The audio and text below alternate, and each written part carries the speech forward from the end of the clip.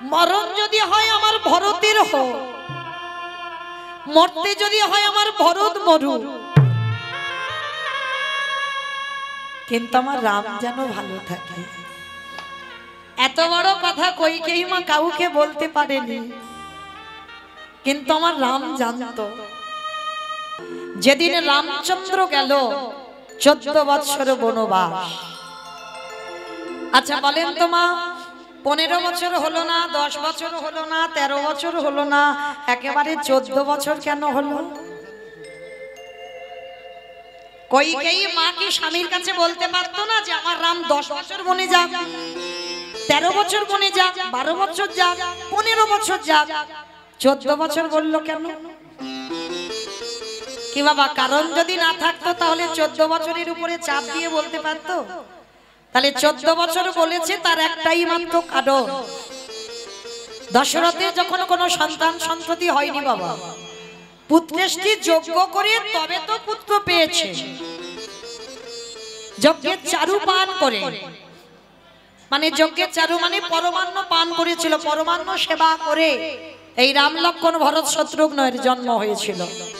কিন্তু এর আগে দশরথ একটা অভিশাপগ্রস্ত ছিল, মানে গোটা সূর্য বংশে একটা অভিশাপ দেওয়া ছিল যে এই সূর্য বংশে যদি কোনো সন্তান জন্ম নেয় আর সে যদি 25 বছরের আগে রাজ সিংহাসনে বসে, তৎক্ষণাৎ তার অপঘাতে মৃত্যু হবে।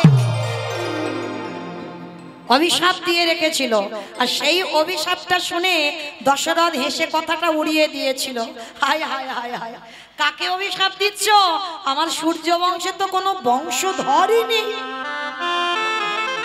পরে বাবা যজ্ঞ করে যখন রাম লক্ষ্মণ ভরত শত্রুঘ্নকে পেল আর ছেলেটাকে পেয়ে আনন্দে ভুলে গিয়েছিল বাবা দশরথ অভিশাপের কথা। কিন্তু মনে ছিল শুধু একজনে, সেটা হলো বাবা কইকেয়ী মা। মায়েরা একটা কথা বলি, যদি এখানে কেউ সৎ মা হয়ে আছো, যদি কেউ সৎ মা হয়েছ, তো চেষ্টা করো মা যেন কইকেয়ী মার মতো সৎ মা হও। সৎ মা মানে কি, কথাতেই উত্তর বেরিয়ে যাচ্ছে। দেখেন, সৎ মা হৃদয় তার পবিত্র হবে, হৃদয় তার সৎ হবে। মনে রেখো মা, যে যার হৃদয়ে মাতৃত্ব থাকবে, শুধু নিজের ছেলেটা ছেলে আর অন্যের ছেলেটা ছেলে নয়, সেটা কোনোদিন মায়ের হৃদয়ে আসে না। যদি তুমি প্রকৃত মা হও, তোমাকে যদি কেউ মা বলে ডাকে, তুমি নিজের ছেলেকে যেমন চোখে দেখবে, তার থেকে বাবা বেশি চোখে দেখতে হবে অন্যের ছেলেটাকে।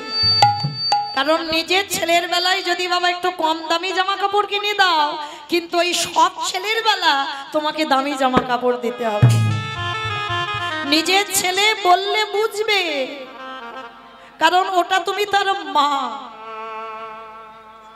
তোমার ছেলেকে একটা ছোট বাটিতে খেতে দাও, আর অন্যের ছেলেকে বাবা বড় বাটিতে খেতে দিতে হবে। যদি তোমার চরিত্রটা এমন হয়, তাহলে তুমি কিঞ্চিত কইকেয়ী মার চরিত্র অর্জন করেছো। এই যে রাম রাজা হবে যখন রাজ্যে ঘোষণা হলো, কারোর মনে ছিল না মা, কইকেয়ী মার মনে ছিল রাম যদি রাজা হয় আমার রামের মৃত্যু হয়ে যাবে। কারণ দশরথ তো ভুলে গেছিল অভিশাপের কথা, শুধু মনে ছিল আমার কইকেয়ী মা, আমার রাম যদি রাজা হয় আমার রামের মৃত্যু হবে। কারণ অভিশাপ আছে 25 বছরের আগে রাজা হওয়া যাবে না। তাহলে কি হবে?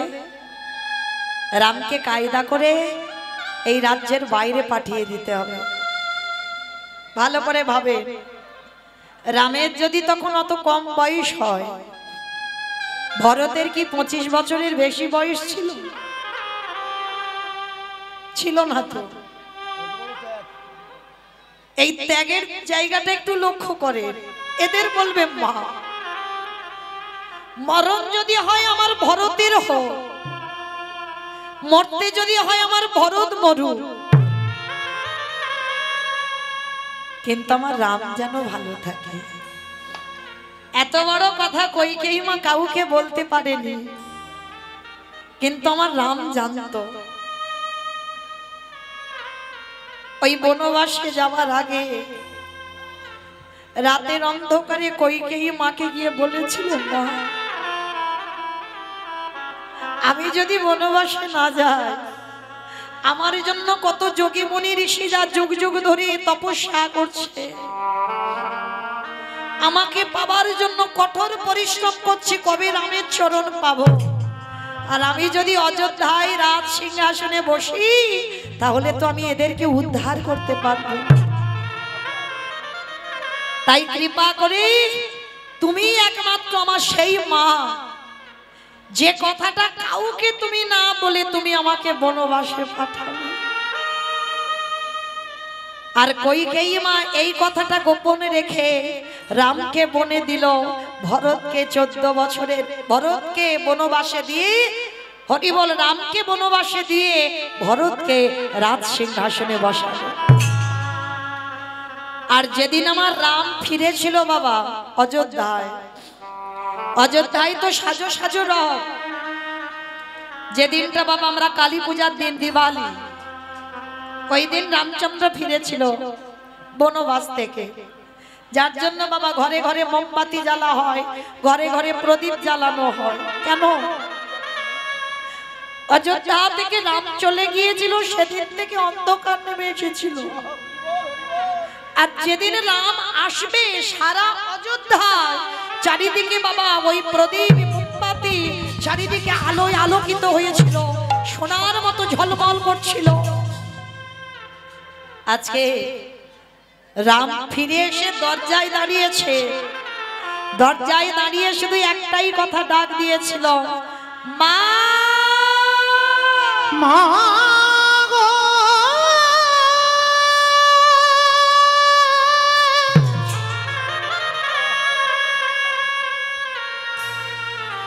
ওগো জননী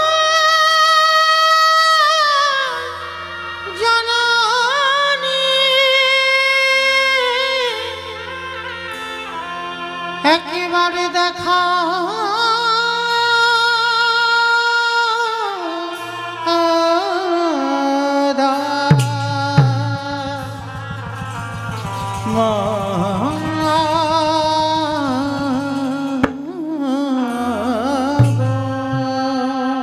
রামের মা কৌশল্যা এসে বলছে, বাবা এই তো আমি তোর মা, এই তো নাম, আমি তোমায় ডাকিনি তো। সুমিত্রা এসে বলছে, মা বাবা এই তো আমি তোর একটা মা, আমি তোমায় ডাকিনি তো। আবার তোর মা কোথায়? রাম 14 বছর পরে ফিরে এসে বলল, মা আমার কইকেই মা কোথায়? চুপ কর, একটা কথা বলবি না। যে মা তোকে 14টা বছর বনবাসে দিল, যে মা তোর বাবার প্রাণটা নিয়ে নিল, সেই কইকেই মাকে আমরা সবাই কারাগারে বন্দী করেছি। ওর মুখ আমরা কেউ দেখি না। রামচন্দ্র ওইখানেই বসে পড়েছি।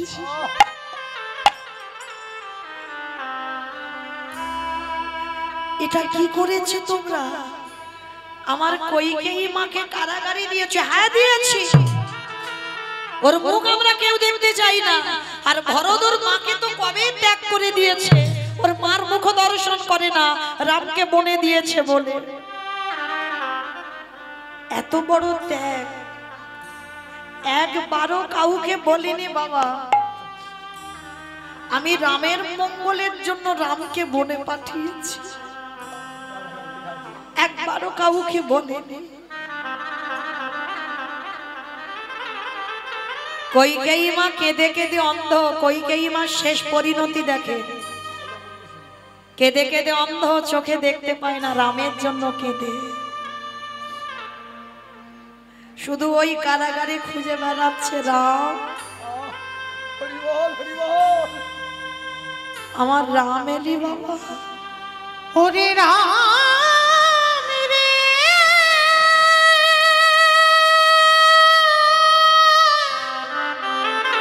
কতদিন আর কাঁদবো বলবো, কতদিন তোরে আশা পথে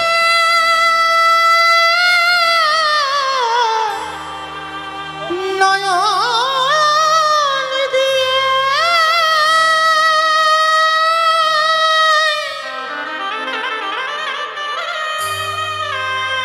আমি যে কত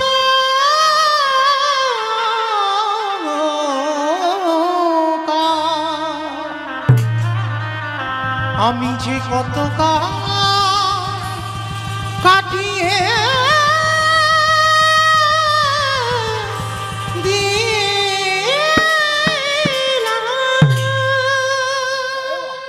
কারাগারে খুঁজে বেড়াচ্ছে রাম,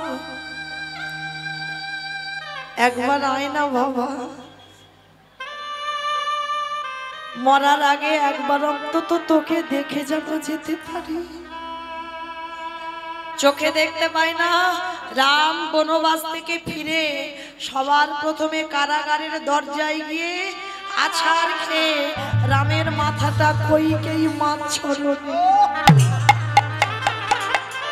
নিতাই গৌর হরি বল হরি বল হরি বল। যিনি বিশ্বের স্রষ্টা মালিক ভগবান, তার মাথাটা পড়েছে কইকেই মাছ চরণ।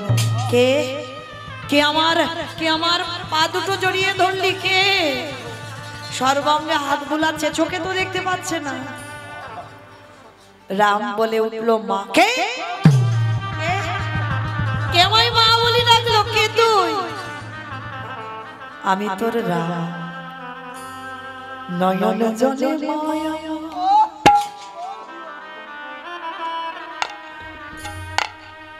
ওই না রামকে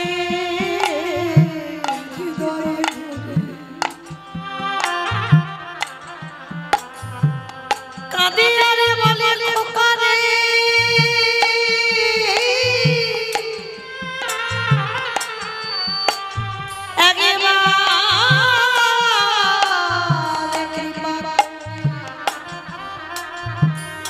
একবার করুণা করে তুই একবার আমার দৃষ্টি শক্তি ফিরাই।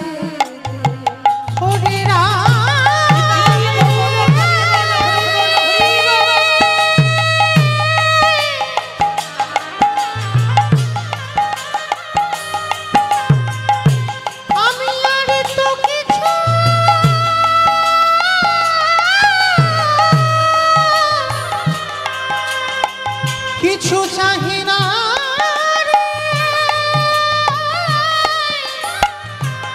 একেবারে কৃপা করে করুণা করে আমার দৃষ্টি শক্তি ফিরা।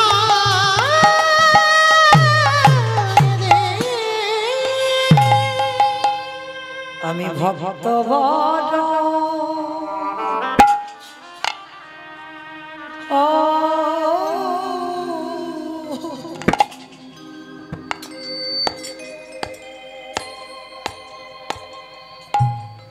ভালো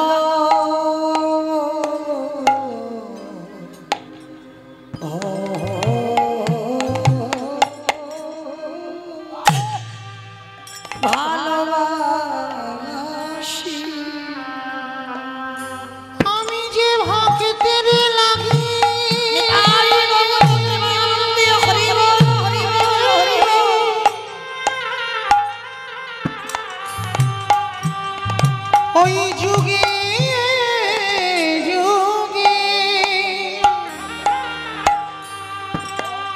যুগে যুগে ভক্তের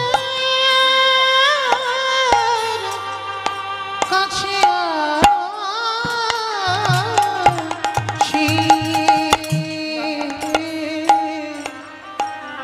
আমি যে ভক্ত বড়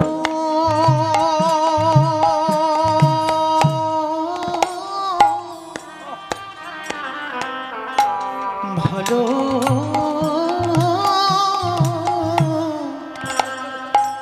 ভালোবাসি। শুধু এ যুগে না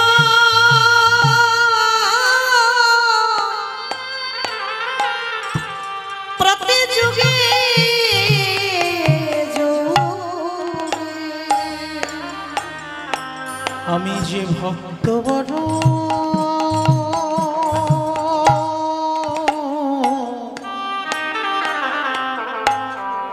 বড় ভালো ভালোবাসি যে করে আমার আশ তারে করে সমনা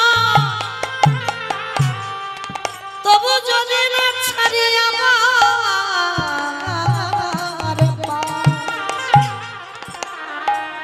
তারে পরে হয়ে যাই আমি তার দাসে অনুদা যে জনি নয় গলে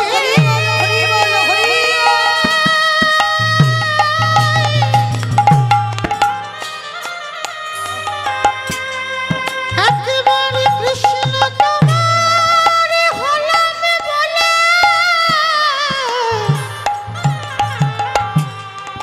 ডাকার মতো করে ডাকিতে পারে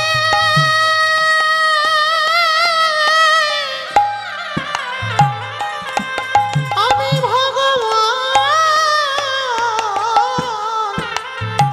ভগবান হয়ে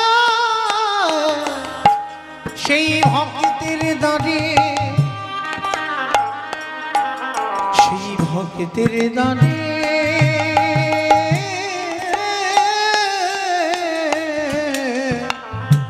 বাধা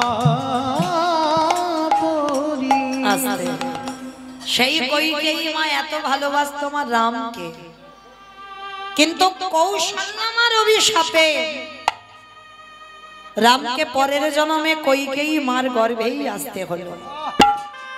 যখন রাম বনে গেল কৌশল্যা কেঁদে অভিশাপ দিয়েছিল কইকেই আমি তো 14 বছর কাঁদবো তারপরে রামকে কোলে পাবো একদিনে যদি আমার রামকে আমি ভালোবেসে থাকি তোকে আমি অভিশাপ দিয়ে রাখলাম 14 বছর পরে রাম ফিরে পাবো কিন্তু আমি একজন মা হয়ে তোকে অভিশাপ দিলাম যতবার তুই জগতে সন্তানের জননী হবি ততবার তোকে জনমে জনম পুত্র হারা হতে হবে ওরে কইকেই রে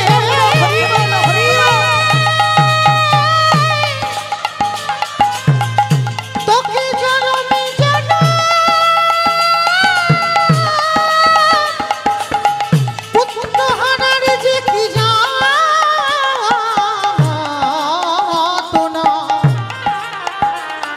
তোকে জনমে জনম বুঝিতে হবে মনে রাখেন অভিশাপ দিল জনমে জনম তোকে ভোগ করতে হবে সন্তান হারাবার বেদনা সেই কৌশল্যার অভিশাপে কইকেইকে আসতে হলো দেবকী হয়ে প্রথম গর্ভে 6টা সন্তান হলো কংস মামার হাতে মৃত্যু হলো সপ্তম গর্ভে এলো বলরাম ওই বসুদেবের প্রথমা পত্নী রোহিণীর গর্ভে চালনা হলো অষ্টম গর্ভে এলো কৃষ্ণচন্দ্র ওই কংস মামার হাত থেকে বাঁচবার জন্য বাবা বসুদেব ভাদ্র কৃষ্ণাষ্টমী তিথিতে ওই কৃষ্ণকে কোলে করে নিয়ে মাথায় করে নিয়ে ওই নন্দালয়ে রেখে এলো জগৎকে কৌশল্যা হরিবল কৌশল্যার অভিশাপে কইকেইকে দেবকী হতে হলো আর সেই দেবকী হয়ে 8টা সন্তান প্রথমে জন্মে হারালো ওই দেবকী মার দ্বিতীয় জন্ম হলো গুন্ডিচা মা গুন্ডিচা মা মানে ইন্দ্রদম্ন রাজা স্ত্রী জগন্নাথ ধাম পুরী ধাম যে প্রতিষ্ঠা করেছিল ইন্দ্রদম্ন রাজা ওর স্ত্রী যার নাম হলো গুন্ডিচা আর ওই গুন্ডিচা একটা নয় দুটো নয় তিনটে নয় 10টা নয় কটা 18টা সন্তান হলো যারা যাবেন দেখবেন 18 18টা ছেলে মাথার রক্ত দিয়ে 18 নালা হয়ে আছে। জগন্নাথ দেখলে হবে না, জগন্নাথ দেখতে গেলে আগে 18 নালা দেখতে হবে। 18 নালা দেখবার পর ওই যে জগন্নাথ ধামে গিয়ে গরুর স্তম্ভ ওইটাকে প্রণাম করতে হবে, তারপরে তোমার জগন্নাথ দেখায় ফল মিলবে। তাহলে গুন্ডিচার 18টা সন্তান হলো, 18টা ছেলের রক্তেতে হলো 18 নালা। ভেবে দেখেন বাবা, হিসাব করে রাখবেন। প্রথম জন্মে 8টা গেল দেবকী, দ্বিতীয় জন্মে গুন্ডিচা হয়ে 18টা সন্তান গেল।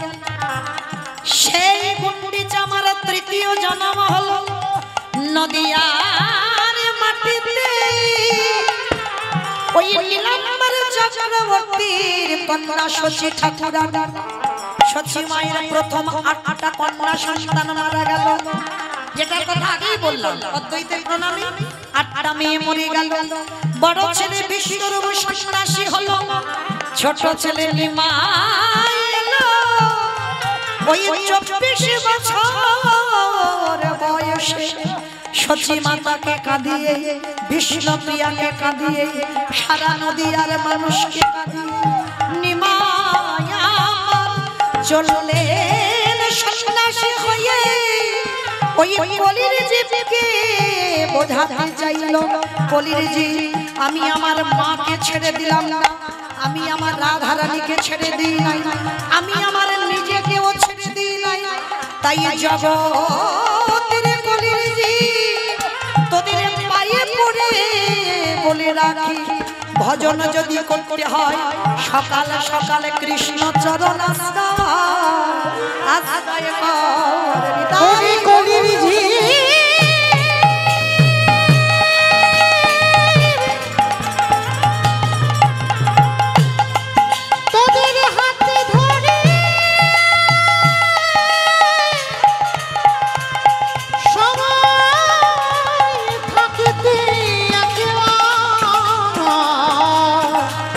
গৌরী গোবিন্দ চরণে আশ্রয়।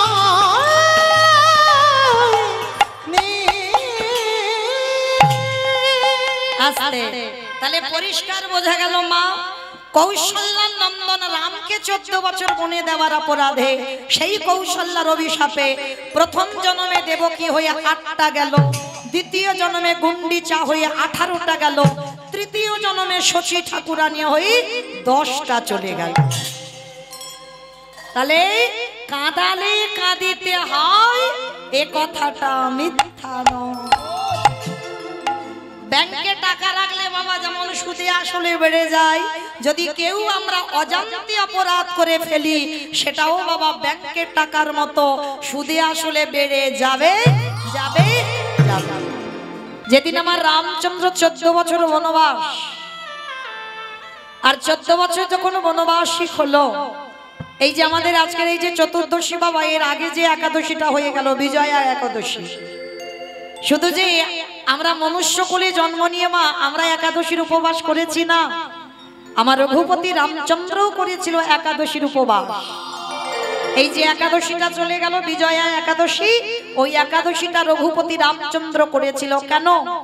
14 বছর বনবাসে থাকাকালীন যখন বাবা রাবণ রাজা সীতা আমাকে হরণ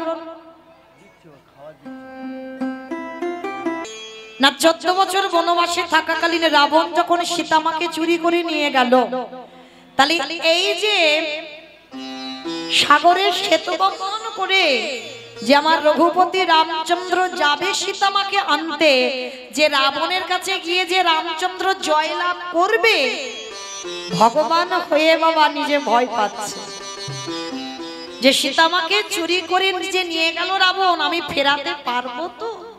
রামচন্দ্রের মনে ভয়।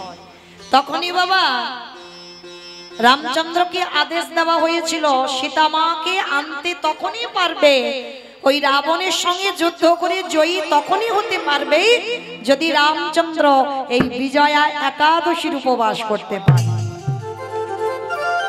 আর একাদশীটা এমনি এমনি করেনি বাবা, এই একাদশীর উপবাসটা কিভাবে করেছিল দেখো রঘুপতি রামচন্দ্র। এই রামচন্দ্র বাবা একাদশীর আগের দিন একটা মাটির ঘর স্বর্ণ নয়, রূপ নয়, তামা নয়, স্টিল নয়, মাটির ঘর একটা আম্রপত্র দিয়ে প্রতিষ্ঠিত করেছিল। আর তার উপরে একটা স্বর্ণ নারায়ণের মূর্তি প্রতিষ্ঠা করেছিল।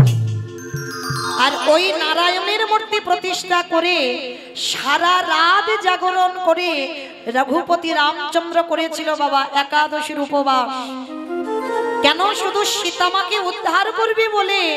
লঙ্কাতে গিয়ে যাকে রাবণের সঙ্গে যুদ্ধ করে রামচন্দ্র জয়ী হতে পারে, তার জন্য ভগবানকে একাদশী করতে হলো। শুধু একাদশীর উপবাস করলো না, সারা রাত্র জাগরণ করে নারায়ণের আরাধনা করলো, নারায়ণের উপাসনা করলো। পরের দিন ওই ঘট গঙ্গায় ভাসিয়ে আর ওই যে স্বর্ণ মূর্তিটা তৈরি করেছিল নারায়ণের মূর্তি, ওই মূর্তিটা একজন ব্রাহ্মণকে দান করতে হয়েছে। ব্রাহ্মণকে দান করতে হলো।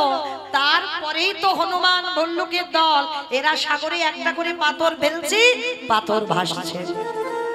শুধু এরা যে কষ্ট করেছে তা নয়, আরো পশু পাখিরা কষ্ট করেছিল বাবা। দেখবেন একজনের পিঠে একটু হাত বিলানোর চিহ্ন আছে, দেখবেন।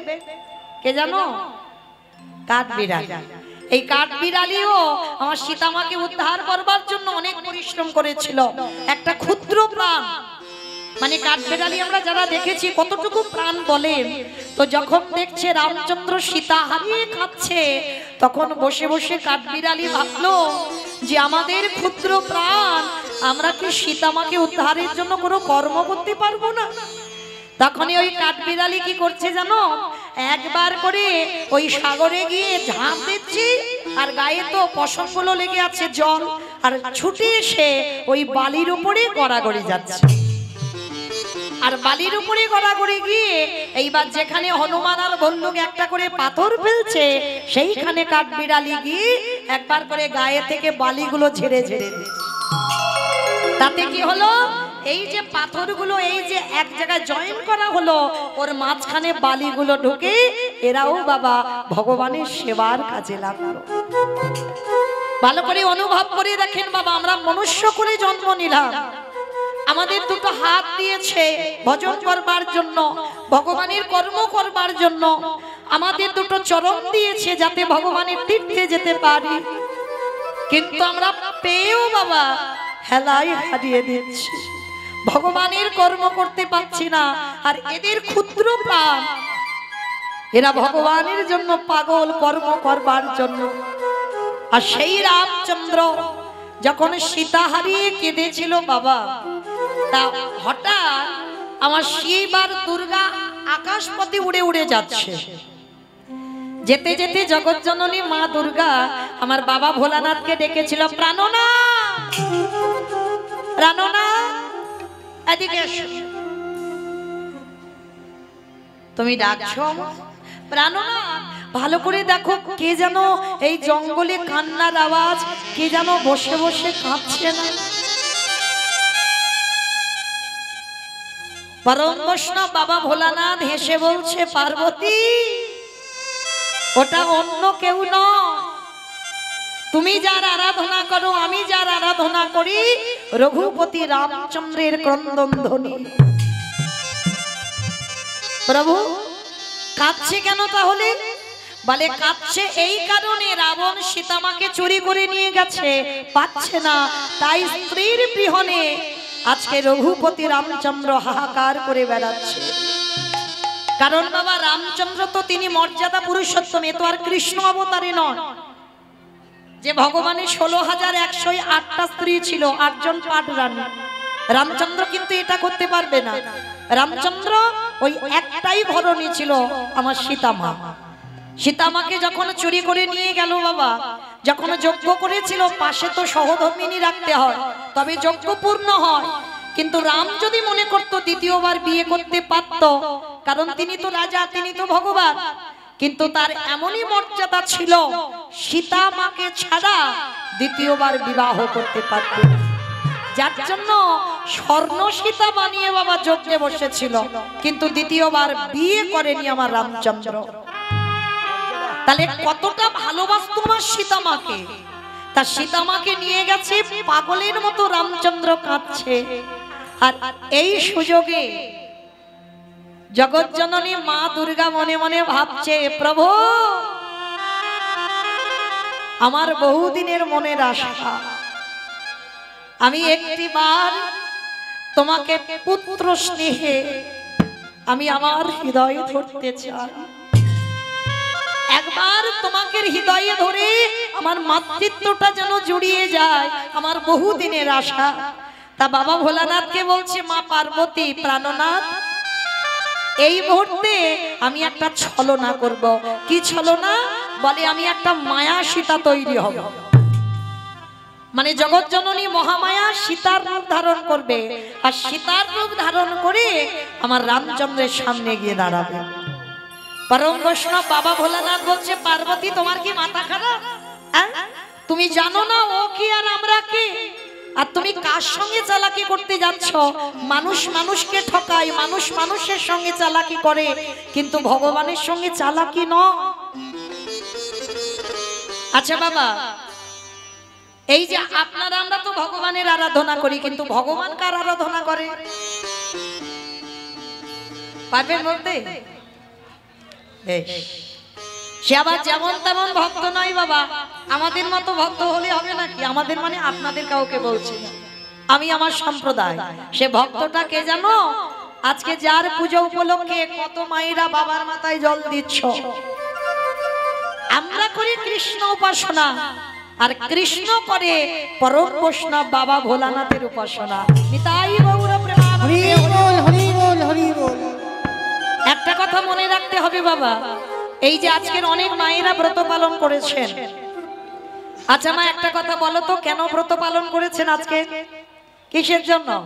স্বামীর অমঙ্গলের জন্য। স্বামীর অমঙ্গলের জন্য নাকি? স্বামীর মঙ্গলের জন্য।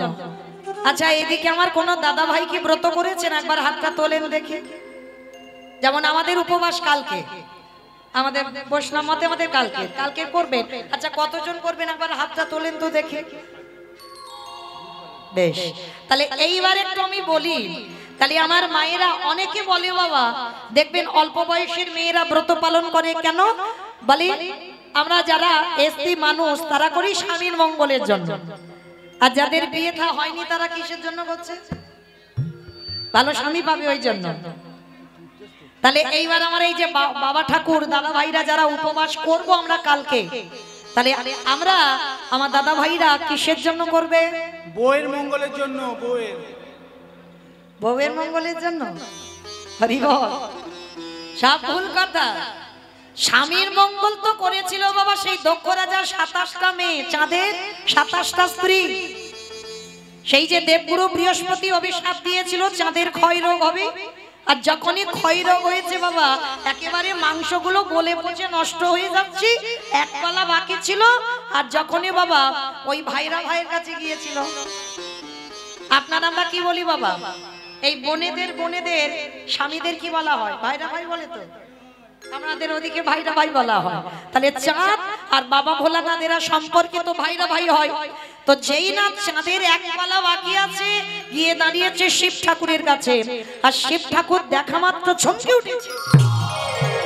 এ কি চাঁদ, তোমার কি অবস্থা, কি পরিণতি করেছে?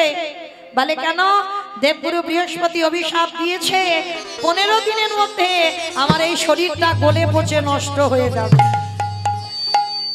বলে তাহলে এখন করণীয় কি? বলে একটা কাজ করো, তোমার শরীরে যখন এত জ্বালা, শরীরে যখন এত যন্ত্রণা, তুমি একটা কাজ করো, আমার মাথাটা তো খুব ঠান্ডা, এইবার এক কলা চাঁদকে নিয়ে বাবা আমার জটার ভিতরে রেখে দিল। যার জন্য দেখবেন শিব ঠাকুরের মাথায় একটা চাঁদ তাই আছে তো, আর যার জন্য বাবার একটা নাম হলো চন্দ্রশেখর। আরো বলা হচ্ছে বাবার নাম শশী শেখর, পরম বৈষ্ণব বাবা ভোলানাথের নাম। তার যখন চাঁদকে এক কলা মাথায় রাখলো, এইবার 27টা মেয়ে তো স্বামীকে খুঁজে পাচ্ছে না, কাঁদতে কাঁদতে জামাই বাবুর কাছে এসে দাঁড়িয়েছে, চরণ দুটো ধরে ভোলানাথের কাছে, জামাই বাবু আমাদের স্বামীকে খুঁজে পাচ্ছি না, তুমি দেখেছো কোন রাস্তায় গেছে? সে তো 15 দিন কবে হয়ে গেছে, স্বামী বোধহয় আর বেঁচে নেই।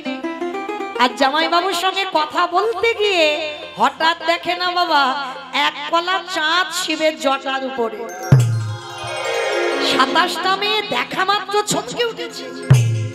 জামাই বাবু তুমি আমাদের এত ভালোবাসো, আমাদের স্বামীকে তুমি মাথায় রেখেছো, দাও এবার নামিয়ে দাও। পরম বৈষ্ণব বাবা ভোলানাথ বলছে, দেখো শালি, তুমি যদি আমার এই প্রাণটা নিতে চাও আমি এক্ষুনি দিয়ে দেব। তোমরা যদি 27 জন আমার কৈলাসটাকে চাও আমি এক্ষুনি দিয়ে দেব, কিন্তু চাঁদ তো আমি দিতে পারবো না। কারণ চাঁদ যদি আমি মাথা থেকে নামাই তোমাদের চাঁদের হরিবোল হয়ে যাবে, কারণ বাঁচবে না। আমার মাথায় আছে বলে বেঁচে আছে।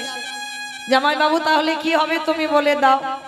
বৈকুণ্ঠপতি নারায়ণ এসে বলল, দাঁড়াও দাঁড়াও দাঁড়াও, কান্নাকাটি বাঁধিয়ে দিও না। তোমাদের স্বামীকে 15 দিনের মধ্যে আবার একটু একটু করে ফিরিয়ে দেব। কি করতে হবে? তোমরা এই 27টা মেয়ে চলে যাও প্রভাস তীর্থে। দ্বিতীয় দিন যাবে, তৃতীয় দিন জলটা তুলবে, আর চতুর্থদশী যেটা আজকে তিথি, এই চতুর্দশীর দিন এসে তোমরা সবাই 27 জন মিলে জামাই বাবুর মাথায় ঢেলে দাও। আর যখন তোমরা জামাই বাবুর মাথায় ঢেলে দেবে দেখবে চাঁদ 1 কলা 2 কলা 3 কলা হতে হতে 15 দিনের মধ্যে পরিপূর্ণ হবে। কিন্তু চাঁদকে শিব নামাতে পারবে না, কারণ চাঁদকে যদি নামায় তাহলে চাঁদ আর বাঁচবে না। তাহলে মায়েরা কি বুঝলাম? 27টা চাঁদের বউ স্বামীর প্রাণ ফেরাবার জন্য আজকে তিথি, আজকের উপবাস করে বাবার মাথায় জল ঢেলেছিল। কিন্তু মায়েরা আমাদের স্বামীদের কি ওই ক্ষয়টয় রোগ হয়েছে নাকি? হয়নি তো। তাহলে কি জন্য করেছি এইটা তো জানতে হবে। আমরা হিন্দু ধর্মের মানুষ, আমরা সনাতন ধর্মের মানুষ, শুধু কয়েকজন নয়, প্রত্যেকের কর্তব্য এই শিব চতুর্দশী ব্রত উপবাস করা। কেন? একটা কথা বলে যাই বাবা, সরাসরি ভগবানের কৃপা অত সোজা নয়। কারণ আমরা সেই সৌভাগ্য অর্জন করিনি যে আমরা সরাসরি ভগবানের কৃপা পেয়ে যাব। ভগবানের কৃপা পেতে গেলে ভগবান বারবার বলছে, আমি সবথেকে যাকে ভালোবাসি আগে তার চরণ আশ্রয় করো।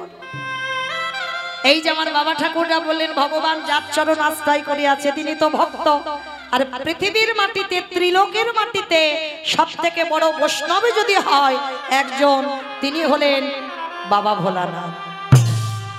আর যদি বাবা, তার নাম তো আশুতোষ, একটা বেলপাতার বাতাসা, একটু দুধ গঙ্গা জল মাথায় ঢেলে দাও, দিলেই বাবা তিনি সন্তুষ্ট হয়ে যাবে। আর একবারে যদি বৈষ্ণবের কৃপা কেউ পেয়ে যায় তার অচিরে কৃষ্ণ কৃপা হবে হবে হবে। নিতাই গৌর প্রেমানন্দে। তো বাবা যারা আজকে শৈব তারা তো করেছেন, তো আমাদের বৈষ্ণব মতে কালকে যারা করবেন তাদের চরণে আমার মতো অধম কীর্তনিয়া কোটি কোটি ধন্যবাদ প্রণাম। কারণ কৃষ্ণ কৃপা পেতে গেলে আমাদের পরম বৈষ্ণবের চরণ আশ্রয় করতে হবে, আর ওই চরণ ভজলেই পেয়ে যাব গোবিন্দ চরণ। তাহলে মায়েরা সোজা কথা একটা বলে দিলাম, শিব চতুর্দশী ব্রত পালন করার একটাই কারণ, কৃষ্ণ প্রেম ভক্তি লাভ করার জন্য। জড় জগতে কোনো স্বামী নয়, কোনো স্ত্রীর মঙ্গল নয়, একটাই জন্য শিব চতুর্দশী ব্রত কর্ম, যাতে আমাদের কৃষ্ণ প্রেম ভক্তি লাভ। আর যারা ব্রত করেছেন ওই একটাই জিনিস চাইবেন বাবার কাছে, যে প্রভু আমি যেন কৃপা করে কৃষ্ণ চরণ আশ্রয় করতে পারি। তাহলে সেই বাবা ভোলানাথ পার্বতীকে বলছে, পার্বতী তোমার কি মাথা খারাপ? হ্যাঁ, তুমি এটা কি করছো? তুমি সীতারও ধরে যাবে ভগবানের সামনে, আর ভগবান চিনতে পারবে না? জগৎ জননী মা দুর্গা বলছে, অসম্ভব। আমি যদি একবার গিয়ে দাঁড়াই আমার রামচন্দ্র চিনতে পারবে না, আর আমি প্রভু মনে করি একবার রামচন্দ্রকে হৃদয় ধরব, আর তাতে কি হবে? আমার মাতৃত্বটা, আশাটা পূর্ণ হয়ে যাবে। কোন কুবাসনা কুকামনা নিয়ে নয় বাবা। বাবা ভোলানাথ বারণ করছে, কিন্তু মা জগৎ জননী শুনছে না। এইবার সীতা রূপ ধারণ করে এইবার যেই না রামচন্দ্রের কাছে গিয়ে দাঁড়িয়েছে, রামচন্দ্র তো ক্রন্দন করছে সীতামার জন্য, আর যেই না ওই মা সীতার রূপ ধরেছে, পিছন থেকে রামচন্দ্র গিয়ে ডাক দিল, মা। ভগবানের সঙ্গে চালাকি হয়, যেই না মা বলে ডেকেছে সঙ্গে সঙ্গে চমকে উঠেছে মা। কে ডাকলো? তা মা তবু ছলনাময়ী ছলনা করছে, বলে আমি মা হব কেন, আমি তো সীতা, আমি তোমার সামনে এসেছি। ভগবান কেঁদে উঠল, মা আজকে তোমার কাছেও আমি হাসির পাত্র, তুমি ভুলে গেছো আমি কে আর তুমি কে। তুমি ভাবলে কি করে আমি তোমাকে চিনতে পারবো না? তুমি আমার মা, আমি তোমাকে মা বলে ডেকেছি, তুমি আমার সীতা মা নও। এইবার যেই না মা বুঝতে পেরেছে নিজ রূপটা ধারণ করেছে, মা তুমি এই রূপটা ধরলে কেন? হে দয়াময়, আমার বহুদিনের আশা, একবার পুত্র রূপে তোমার হৃদয়ে ধরো। এই জন্য আজকের আমি সীতারূপ ধরে এলাম, যদি একবার তোমাকে হৃদয়ে ধরতে পারতাম আমার মাতৃত্বটা জুড়িয়ে যেত। তখনই আমার রামচন্দ্র বলেছিল, মা আমি কথা দিলাম তোমার পুত্র রূপে আমি যাব, এই দেখে নয় এ যুগে না, আগত কলি যুগে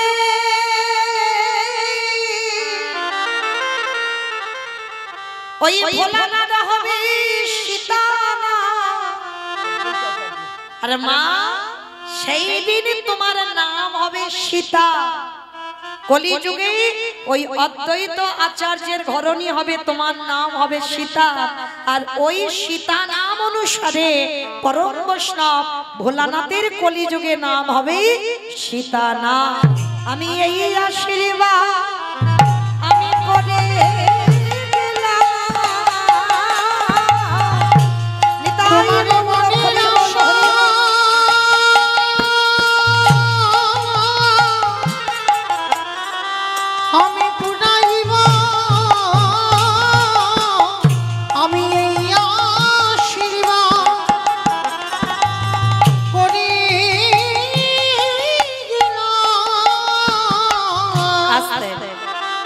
মায়েরা বোঝা গেল সেই বাবা ভোলানাথ হলো কলিযুগে অদ্বৈত আচার্য বা সীতা নাম, আর জগৎ জননী মা দুর্গা হলো সীতা দেবী।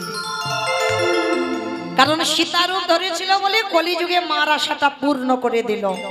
তাহলে সেই অদ্বৈত আচার্য 12 বছর তুলসী ভাসিয়েছিল বাবা কৃষ্ণকে কলিযুগে ডাকবার জন্য, কিন্তু কৃষ্ণ যে আসবে কিন্তু কত নম্বর গর্ভে আসবে বাবা সচিমার এইটা তো জানে না, যার জন্য পরপর সচিমার কোলে বাবা প্রথম 8টা কন্যা সন্তান হয়েছিল।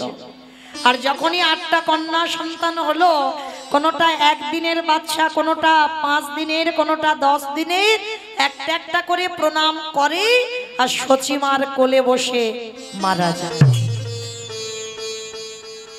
নবম গর্ভে বিশ্বরূপ এলো, তাকেও প্রণাম করলো, 16 বছর বয়সে মাকে কাঁদিয়ে চলে গেল।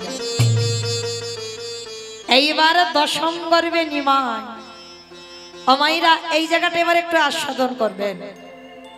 নিমাই যখন এলো না, সচিমার মনে ভয়, ওই অদ্বৈত যদি একবার আমার নিমাইকে প্রণাম করে আমার নিমাইও থাকবে না, এই ভয়ে ভয়ে সব সময় থাকে, কিছুতে অদ্বৈতকে দেখতে দেয় না।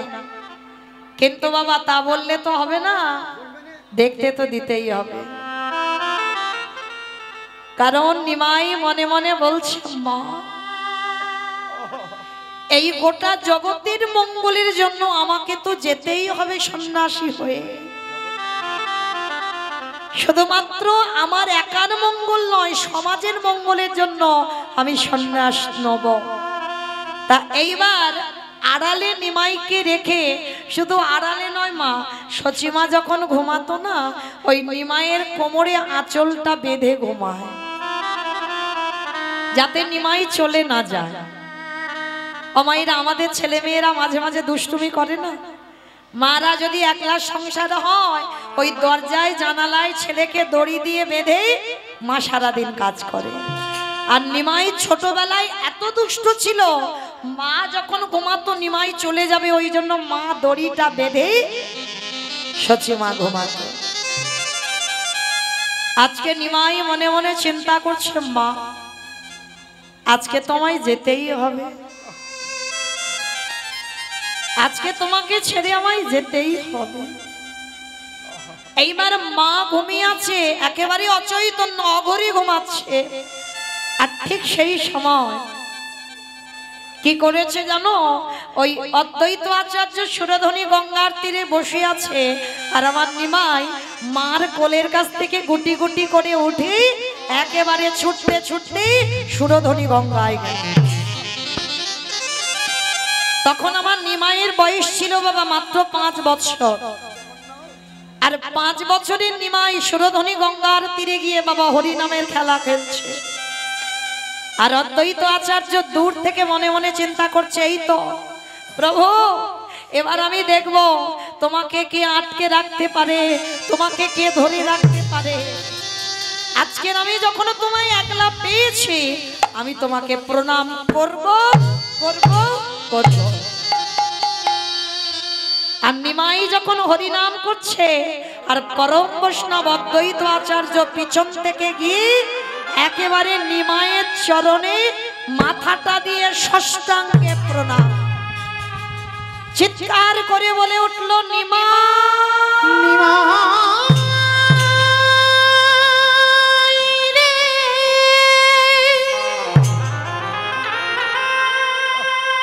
ওরে তুই নাকি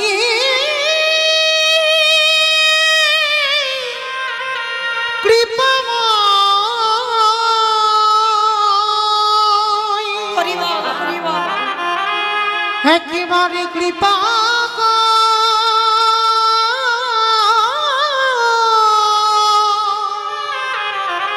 ওরে নিমাই রে। যেই না পরম বৈষ্ণবের মাথাটা নিমাইয়ের পায়ে, অদ্বৈত আচার্যের বয়স তখন 57 বছর আর নিমাইয়ের বয়স 5 বছর। 5 বছরের নিমাইয়ের পায়ে যেই না অদ্বৈত বৈষ্ণবের মাথা, নিমাই কি করেছে জানো, ওই ছোট্ট ছেলে নিমাই একেবারে পাটা তুলে অদ্বৈত আচার্যের মাথার উপরে।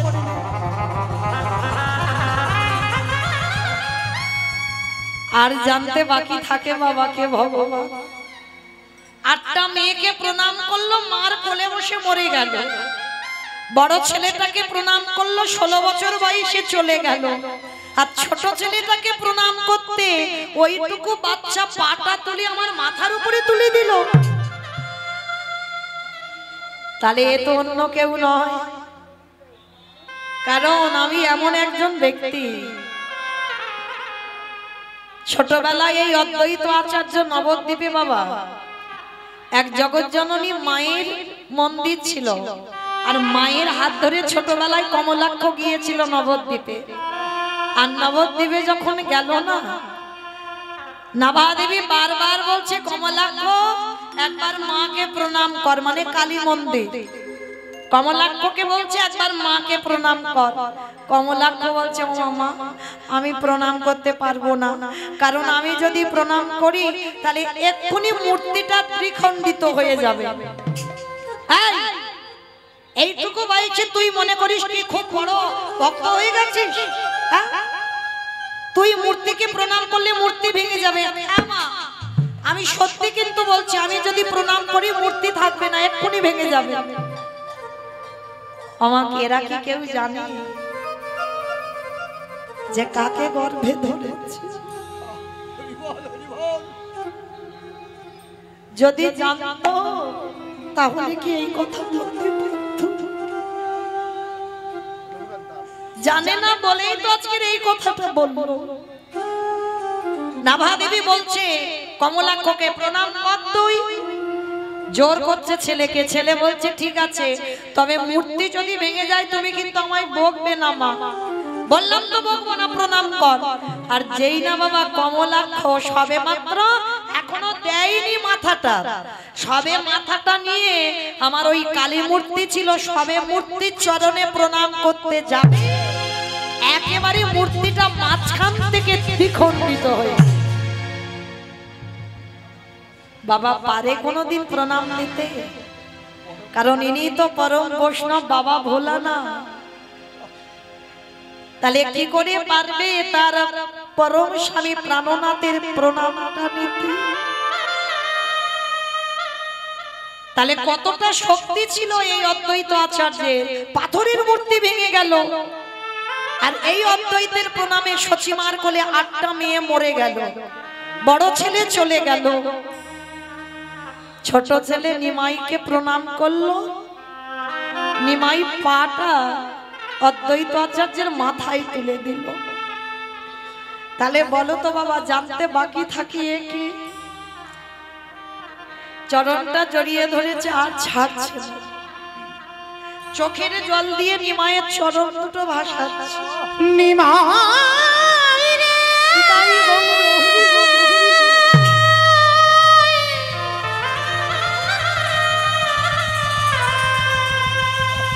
ওরে করুণা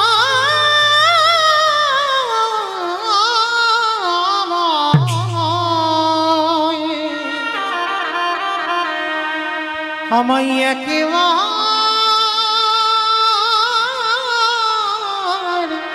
করুণা কর রে।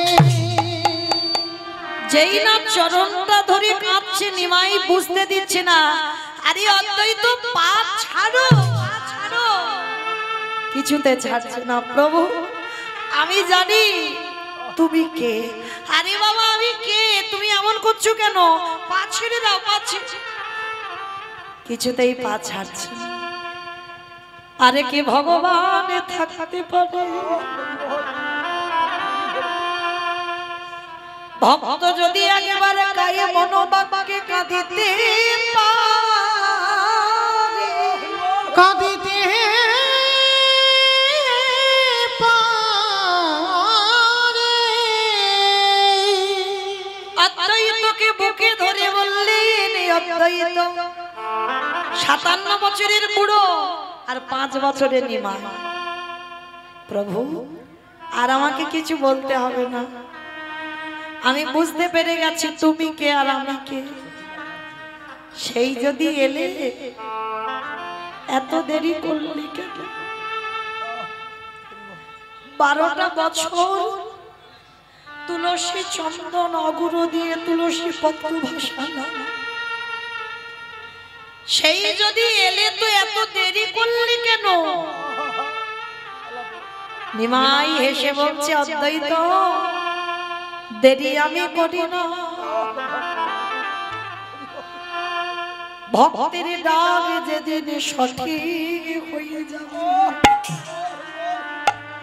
সেদিন আমাকে কেউ ধরে রাখতে পারবে না। আমি তো সবার দরজারে ধারে দাঁড়াগে দাঁড়াইয়ে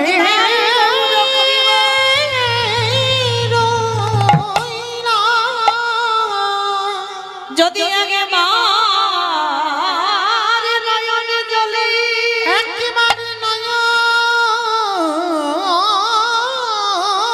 জলে কৃষ্ণ তোমার হলামে বলি, হা কৃষ্ণ তোমার হলাম বলে, যদি একজন ভক্ত ডাকার মতো ডাকি আমারে ভগবান কি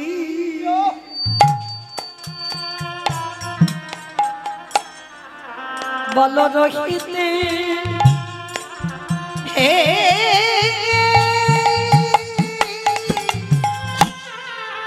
রহিতে পারে যে নয়ন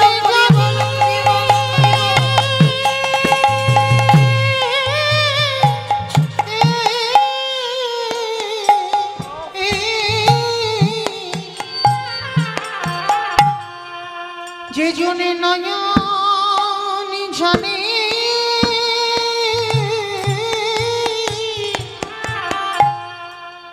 ডাকার মতো ডাকিতে পাহাড়ে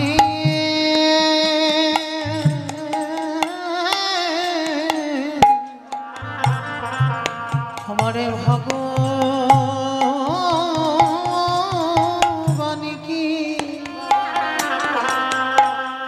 ভগবান কি রহিতে পারে আমারে ভগবান বললেন ভক্ত আমি মন্দিরে থাকি না, আমি কোনোদিন তীর্থে থাকি না, আমি তীর্থে থাকি না, আমি থাকি ভক্তের হৃদয়ে মাঝে। যদি একজন ভক্ত কাঁদা প্রাণে কৃষ্ণ বলে কাঁদে, আমি তৎক্ষণাৎ তার হৃদয়ে মন্দিরে আমি প্রবেশ করি। যে জনে নয়ন জানে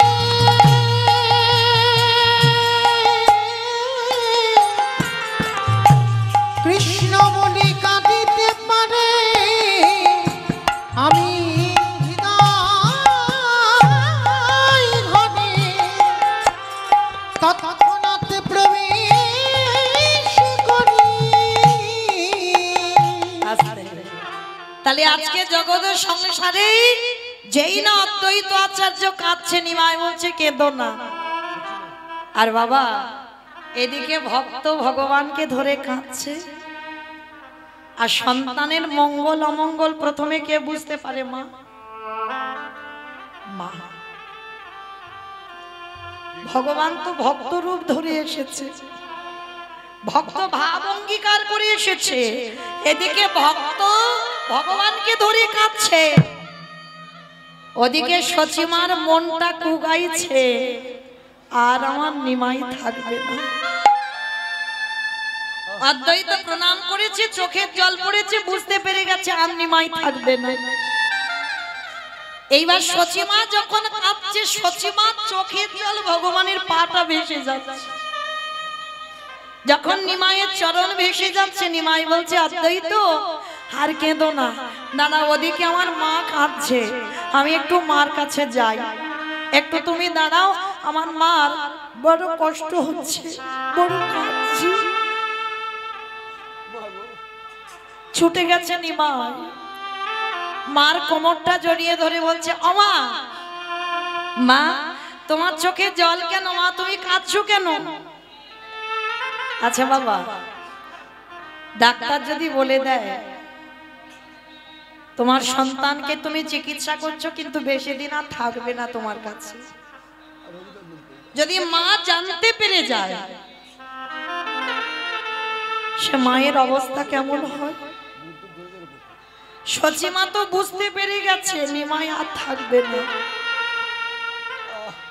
কাছে দাঁড়িয়ে দাঁড়িয়ে নিমাই এসে মার গলা জড়িয়ে ধরে বলছে ওমা, মা গো তোমার চোখে জল কেন? তুমি কাঁদছো, তুমি আমায় বলো তুমি কেন কাঁদছো? মা তাড়াতাড়ি করে জলটা মুছে নিয়ে বলছে কই বাবা, আমি কাঁদিনি তো, আমি কাঁদবো কেন? আমি কাঁদিনি মা, জগতে সবাই মিথ্যাবাদী, তুমি আমার মা হয়ে তুমিও মিথ্যা বলছো। কি বাবা, জগতে আমাদের মতো মিথ্যাবাদী আর কেউ আছে? আমরা বললাম কৃষ্ণ ভজন করব, কেউ করছি না বাবা, সারাদিন শুধু বিষয় বৈভবে ডুবে রইলাম, আমার আমার করে গেলাম।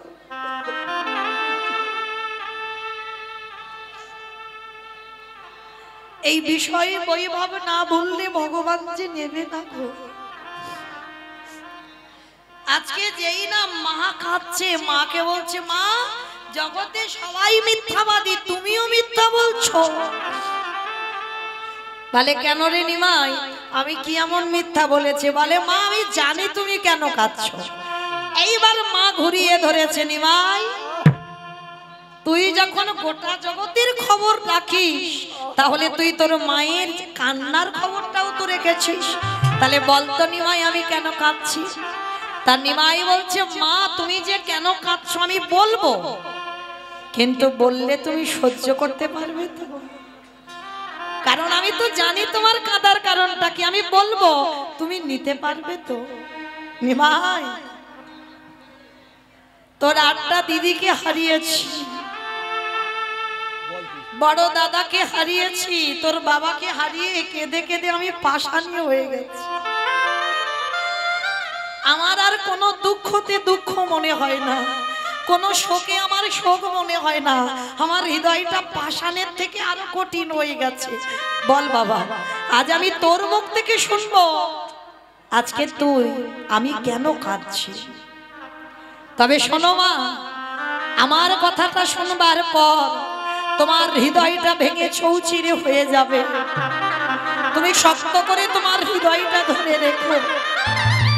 তুমি কাঁদছো এই কারণে তুমি জানতে পেরে গেছো যেদিন তোমার নিমাইয়ের 24 বছর বয়স হবে সেদিন তোমার নিমাই সারা নদিয়াবাসীকে কাঁদিয়ে তোমাকে কাঁদিয়ে চির জনমের মতো হয়ে যাবে সর্বত্যাগী সন্ন্যাসী। নিতাই গৌর হরি বল হরি বল। যেই না বলল সর্বত্যাগী সন্ন্যাসী, সঙ্গে সঙ্গে নিমাই বলল তবে মা আমি কথা দিলাম, তুমি না বললে তো আমি যাব না। তুমি যেদিন বলবে নিমাই তুই চলে যাবি সেদিন চলে যাব, তার আগে জগতে আমার কেউ কোথাও পাঠাতে পারবে না। আর তবে মা আমি যাব বটে, আমার যাওয়ার পর আমি 3টে জায়গায় সর্বদাই থাকবো। কোথায় জানো? ওই রাঘবের আলয়ে, ওই নিত্যানন্দ নগরে, ওই না সচি মায়ের রন্ধনশালে। রান্না করতে গিয়ে যদি একবার কেউ সচি মাকে স্মরণ করতে পারো তার রান্না স্বাদই আলাদা হয়। কেন? নিমাই 3টে জায়গায় সন্ন্যাসের পরেও বর্তমান আছে। কোথায়? রাঘবের আলয়ে, নিত্যানন্দ নর্তনে, সচি মায়ের রন্ধনে। তা এইবার নিমাই বলছে ওমা তুমি কেঁদো না, আমি কথা দিলাম তুমি বললে আমি তবে যাব। কিন্তু বাবা আপনারা আমরা তো সবাই জানি সেই নিমাই 24 বছর বয়সে সন্ন্যাসী হয়ে গেল। তাহলে ভালো করে বিচার করে দেখে আমরা একটা সন্তান হারিয়ে পাগলিনী হয়ে যাই। আর সচিমার দশাটা কি গো? প্রথমে 8টা মেয়ে চলে গেল, দ্বিতীয়বারে বড় ছেলেটা চলে গেল, আবার ছোট ছেলেটাও চলে গেল। তাহলে কেমন মা অপরাধ করেছিল? নিশ্চয়ই তো বাবা কোনো অপরাধ ছিল যার জন্য মায়ের এই দশা। অপরাধটা কি জানো?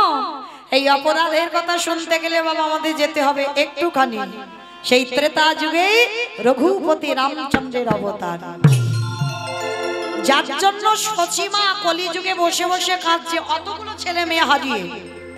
তাহলে অপরাধটা করেছিল কবে? শুনে নাও বাবা। আর এই কলিযুগে যাগযজ্ঞ নয়, ব্রত পূজা নয়, ধ্যান তপস্যা নয়। চৈতন্য মহাপ্রভু বললেন কলির মানুষ তোরা যদি ব্রত পূজা না করিস তাতে কোনো অসুবিধা নাই, করলে তো ভালো, আর যদি না করিস তাতে অসুবিধা নাই। কেউ যদি যজ্ঞ অনুষ্ঠান না করে তাতেও অসুবিধা নাই, কেউ যদি পূজা অর্চনা না করে তাতেও অসুবিধা নাই। কিন্তু কলির মানুষকে একটাই পদ অবলম্বন করতে হবে বাবা, সেটা কি? হরিরি নাম হরিরি নাম হরিরি নাম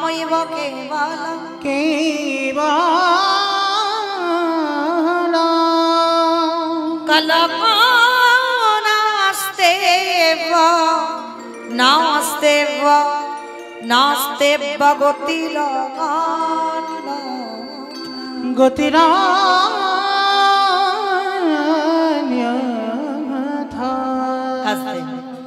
কি বোঝালেন?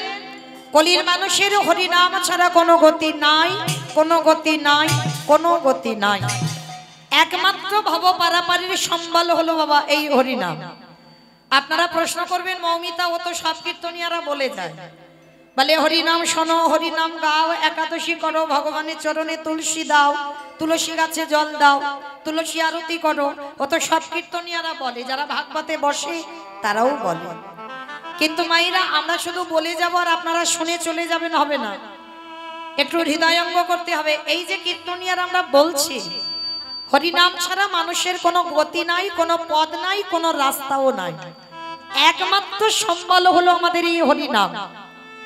কি বাবা, একটু হৃদয়ঙ্গ করে ভেবে দেখেন। কারণ যে জায়গাটা বসেছেন মা, ওই জায়গাটা বড় ধন্যাতি ধন্য জায়গা। আপনারা মনে করছেন বাবা এই জায়গাটা উঁচু জায়গা, কিন্তু না, এই জায়গাটা হচ্ছে নিচু জায়গা। আপনারা যে জায়গাতে বসেছেন ওই জায়গাটা হচ্ছে বাবা অনেক উঁচু জায়গা। নববিধা ভক্তির মধ্যে বাবা আগেই বলছে শ্রবণ, পরে বলছে কীর্তন। আগে শোনার জায়গা, তারপরে বলছে বলার জায়গা। আগে কিন্তু বলতে বলছে না, আগে বলছে না যে কীর্তন গাও, আগে বলছে কীর্তন শোনো। আর যদি বাবা ওই জায়গাতে বসে ঠিক ঠিক যদি কীর্তন শোনার মতো শোনা যায়, ওখানে বসেও কৃপা হয়। আর এখানে দাঁড়িয়ে যদি ঠিক ঠিক গাওয়ার মতো গাওয়া যায়, এখানেও কৃপা হয়। তাহলে হচ্ছে না কেন? গাওয়াটা ঠিক হচ্ছে না, শোনাটাও ঠিক হচ্ছে না। যদি ঠিকঠাক চলতো বাবা তাহলে তো কৃপা অবশ্যই হতো। কিন্তু যে জায়গাটা বসেছেন বাবা একটু হৃদয়ঙ্গ করতে হবে, অনুভব। প্রথমেই বলিনি বাবা, কীর্তন হচ্ছে একটা নারকেলের মতো জিনিস। আমাইরা নারকেল দেখেছো? বাইরে একটা খসা আছে, খসাটা ছাড়াবে বাবা, ও বাইরের থেকে আরো শক্ত জিনিস ভিতরে গেলে পাবে, সেইটাকে ভেদ করবে। তারপরে বাবা যদি ওই শ্বাসটাকে ছাড়াতে পারো, তারপরে তুমি নারকেলের স্বাদটা পাবে। তাহলে কীর্তন বিষয়টা হচ্ছে এমন। তাহলে মায়েরা, এই যে আমরা সবাই বলে যাচ্ছি কীর্তনিয়ারা, হরিনাম ছাড়া কলির মানুষের কোনো গতি নাই, কোনো পদ নাই, কোনো রাস্তা নাই। ভালো করে একটু অনুভব করে দেখেন বাবা, গতি আছে। যে যত বড় ধনী হোক না কেন, যার যত টাকা থাকুক না কেন, যার যত অর্থ থাকুক না কেন, কেউ যদি সারা জীবনটা বাবা দিল্লি বম্বে কাটায়, তবু মনে রাখতে হবে বাবা শেষের দিনে তোমার কেউ আপন নয়। যত তাড়াতাড়ি জানবে বাবা তত তাড়াতাড়ি তার মঙ্গল হবে।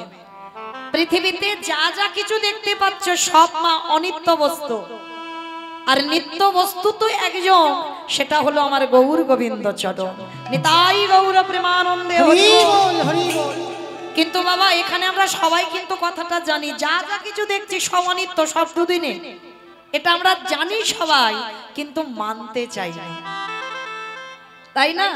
যার জন্য তোমার সকাল থেকে আর রাত্রিবেলা ঘুমাতে যাওয়া পর্যন্ত ছেলে আমারে, মেয়ে আমারে, জায়গায় আমারে, জমি আমারে, বিষয় আমারে, বৈভব আমার,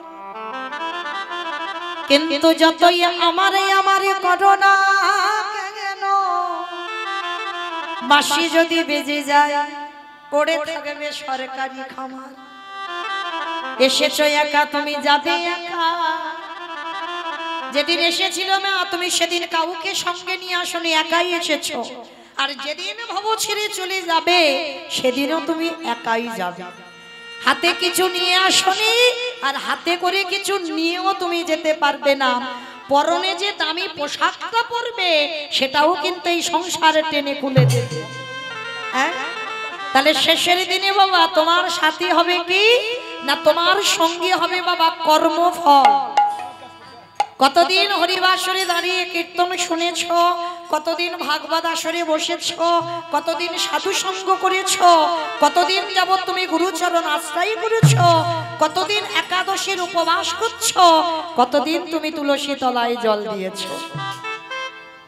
এই ভালো ভালো কর্মগুলো তোমার সাথ দেবে। তবে মা আমি মৌমিতা একটা গ্যারান্টি দিতে পারি, আর একজন তোমার সঙ্গী হবে। জানি না আপনাদের এই এলাকায় এই চাম্পাহাটির দিকটা নিয়মটা আছে কিনা, তবে আমার এলাকায় নিয়ম আছে।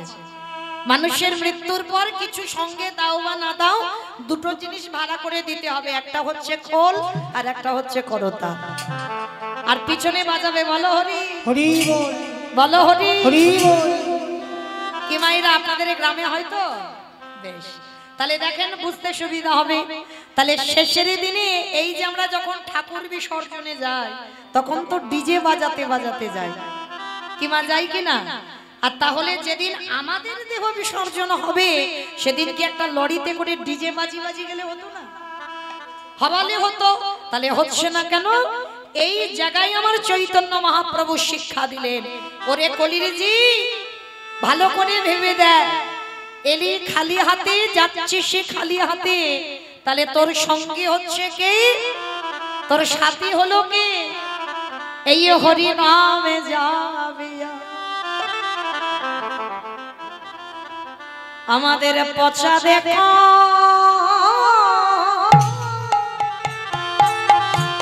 দেহ যা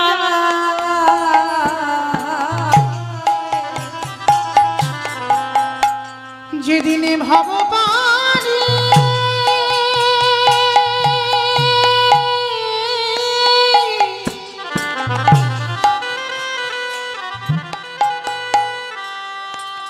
যেদিনে ভগবানী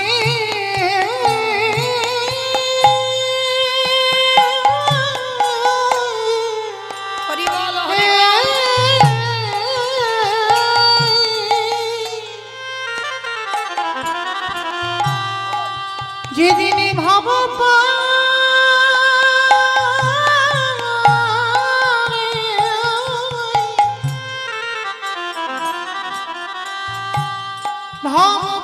চলে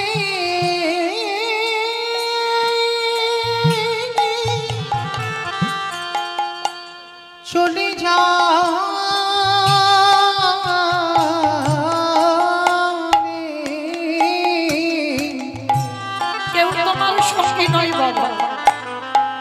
ওগো সেই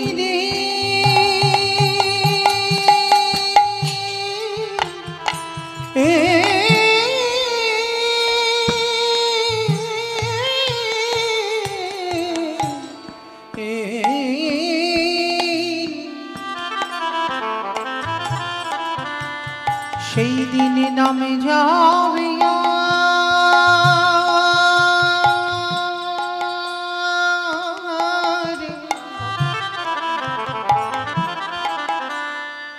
আর এই পচা দেহ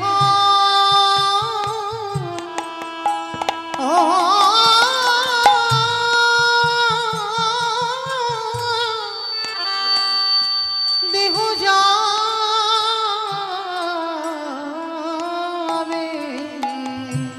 ও ভাই তোমার সেদিন সঙ্গের সাথী সাথী কেহ থাকবে না। যেদিনে খাঁচা ছেড়ে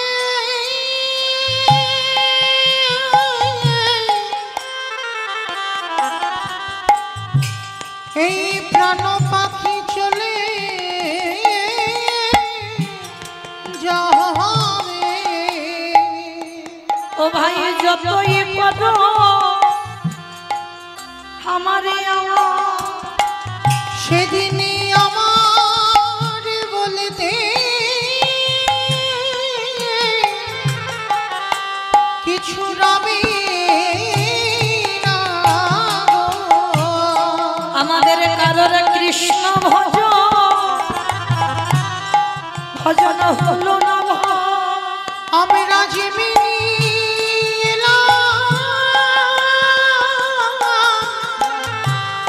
আমরা তেমনি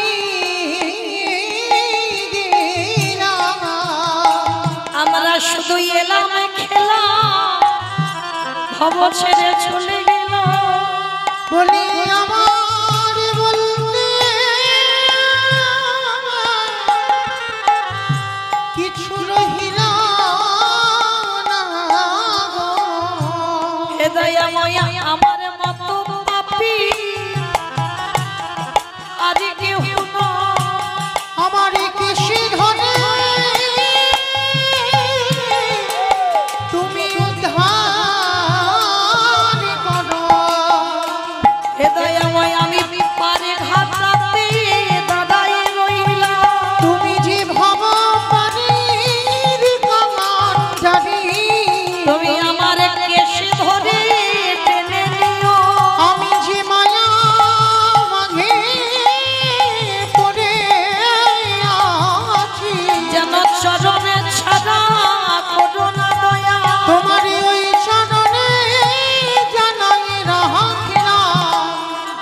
যেন চরণে ছাড়া ছড়া করো নাহি। আস্তে তাহলে চলেন মায়েরা, আজকের আমরা সবাই পৃথিবীতে যদি বাবা সবাইকে ভুলে যায়, কিন্তু একজনের চরণ যেন কোনোদিন না ভুলি, যেটা হলো আমার গৌর গোবিন্দ চরণ। কারণ আমরা সবাই বলে এসেছিলাম বাবা, কৃষ্ণ ভজিবার তরে সংসারে আয়ন, মিছে মায়ায় বদ্ধ হয়ে বৃক্ষ সম হইন। বললাম কৃষ্ণ দাস হয়ে গেলাম আমরা মায়ার দাস।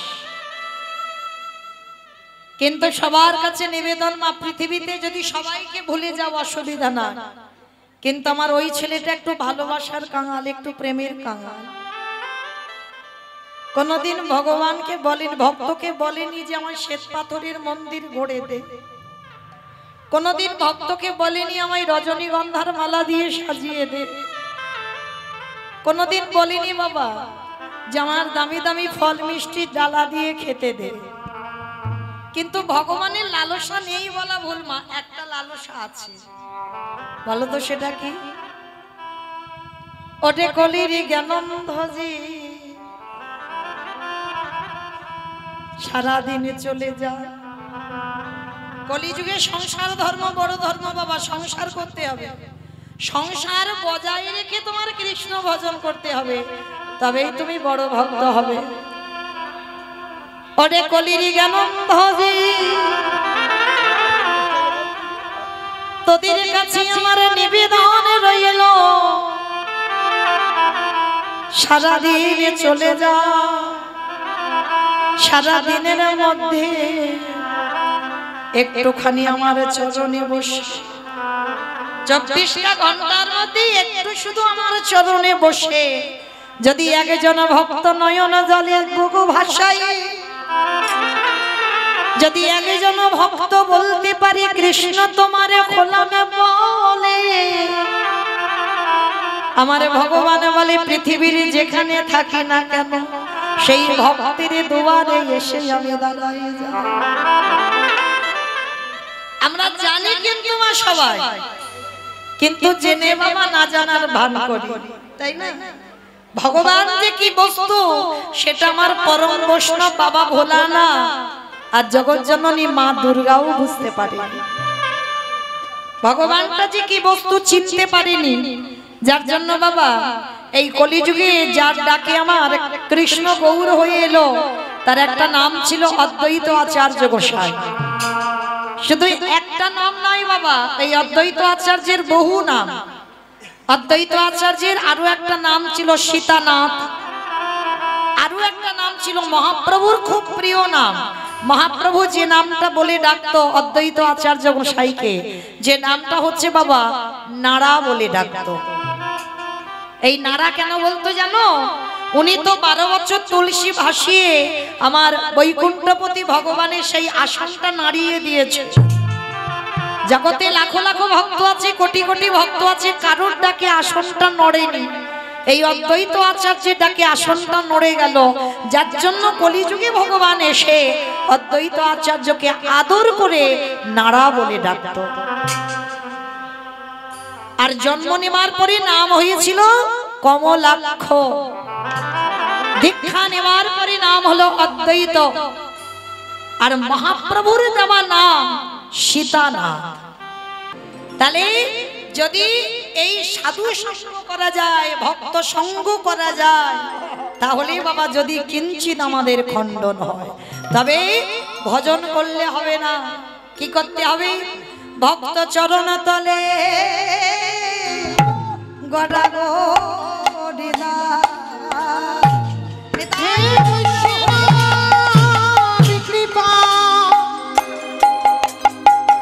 কৃপা করো ভক্ত চরণ তলে গড়া গড়িদা। শুধু গড়াগড়ি দিলে হবে না, ওই ভক্ত পদ ধুলা অঙ্গে নিতে হবে। কেন? ধুলা নয়, এ তো ধুলিও নয়, এ যে হলো গোপীর পদ ধুলা। এই ধুলা মাখিয়াছিল নন্দের কালা। তাহলে এ ধুলো না, তাহলে ভগবানের কৃপা পেতে গেলে যারা আজকের উপবাস করে বসেছ, ভক্ত চরণ তলে গড়াগড়ি দাও। শুধু গরম তলে গড়াগড়ি দিলে হবে না, ওই ভক্তের পদ ধুলা লয়ে আজ অঙ্গে মাখো, অঙ্গে মাখোয়া নয়ন জলে ভাসো।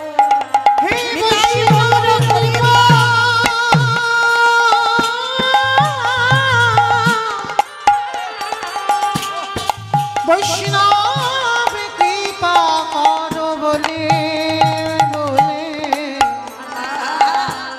অঙ্গে মাখোয়া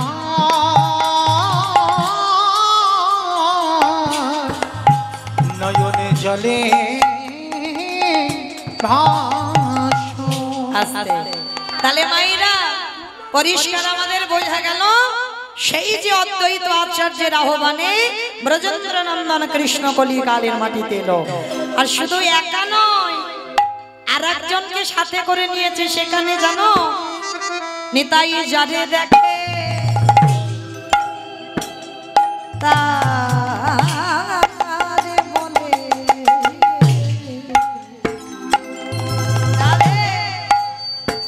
দ্বন্দ্বে তৃণ ধরি ধরি রে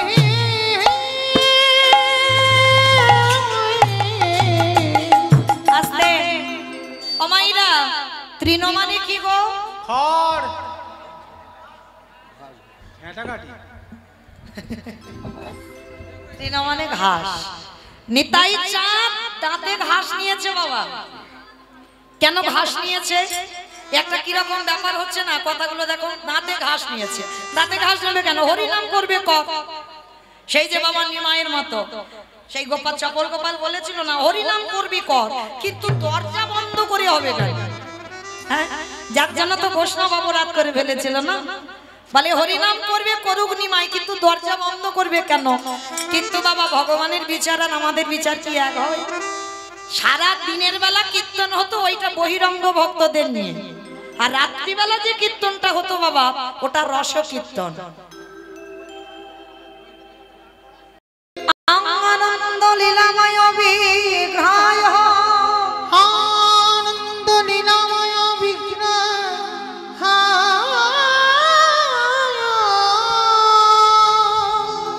হে মহাদিব্যশ্বরী সুন্দরায়, হে মহাদিব্যশ্বরী সুন্দরায়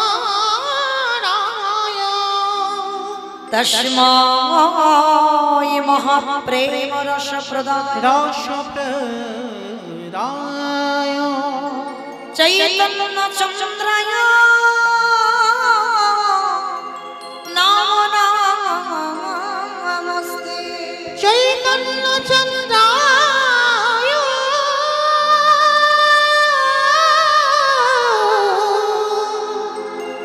নমো নমস্তে। এই জীবের নিস্তার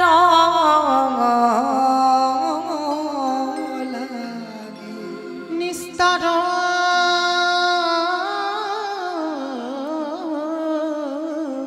লাগি আমাদের নন্দ সুত হরি, নন্দ সুত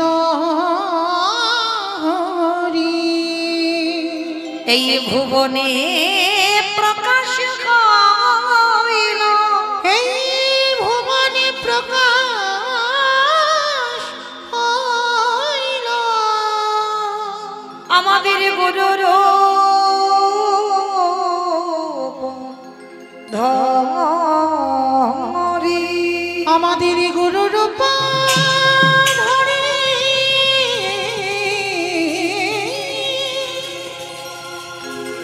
আমাদের গুরু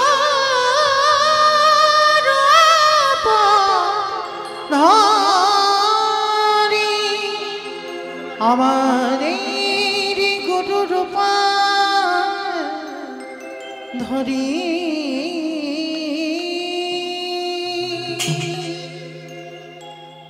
জানি তাই রাধেশ্যাম। জয় জগন্নাথ, জয় মহাপ্রভু, হরে কৃষ্ণ। একটু কম জানি তাই জয় রাধে। সমবেত শুধু কৃষ্ণ অনুরাগ, গৌর অনুরাগ, মাতৃমণ্ডলী, পিতৃমণ্ডলী, আহুত নহুত ভাগত এই গ্রামবাসী বৃন্দ, যারা আমার রাধা গোবিন্দে, যারা আমার গৌর নিতাই রাতুল চরণ আশ্রয় গ্রহণ করেছেন, তাহাদের সবাকার চরণে রইল আমার কোটি কোটি দণ্ডবত।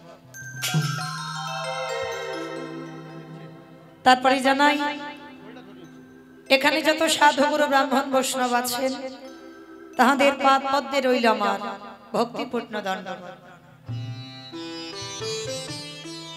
তারপরে জানাই মাগো, আমি আমার পিতামাতার চরণে, আমার শিক্ষা গুরু দীক্ষা গুরুর চরণে অনন্ত কোটি কোটি দণ্ডবত প্রণাম। তারপরে যাদের কথা না বললে বাবা সব থেকে বড় ভুল হবে, সব থেকে বড় অপরাধ হবে, যে দাদা ভাই, যে বাবা ঠাকুর, যে ভাইদের ঐক্লান্তিক প্রচেষ্টায়, যাদের উদ্যোগে এই যে মহতি নাম যজ্ঞানুষ্ঠান, আজকের আমাদের দিনটা বড় ধন্যাতি ধন্য দিন। যেদিনে আজকের আমার কমিটি দাদা ভাইরা, বাবা ঠাকুর, যাদের উদ্যোগে আজকের কীর্তন, আমার মতো কীর্তন জগতের সব থেকে কনিষ্ঠতম কীর্তনিয়া মৌমিতা ঘোষ, আমার সম্প্রদায়ের তরফ থেকে তাদের চরণে সর্বাগ্যে জানালাম কোটি কোটি দণ্ডবত প্রণাম। প্রণাম দিলাম বাবা একটাই মাত্র কারণ। কারণটা কি? যারা কীর্তনটা গাওয়াচ্ছে বাবা, যারা কীর্তনের আয়োজনটা করেছে, তারা কিন্তু জেনে গেছে এটা কলিযুগ। তাই চলেন সেই নিতাই চাঁদ আজকে কি করেছে, নবদ্বীপের অলিতে গলিতে নিতাই যারে দেখে তার পদ ধরে মলে, তোদের ঘরে আমি বাসনে মেজে দেব, তোদের ঘরে আমি পাটনা বেঁধে দেব, তোরা যা বলবি আমি তাই শুনবো। তবে তোদের একটা কাজ করতে হবে। কি কাজ? তোরাই আমারে, তোরাই আমারে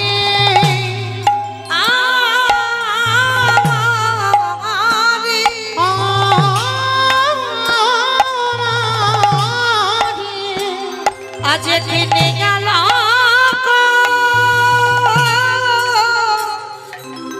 ওই একেবারে বলো গো হরি, তোরাই আমারে কিনিয়ালা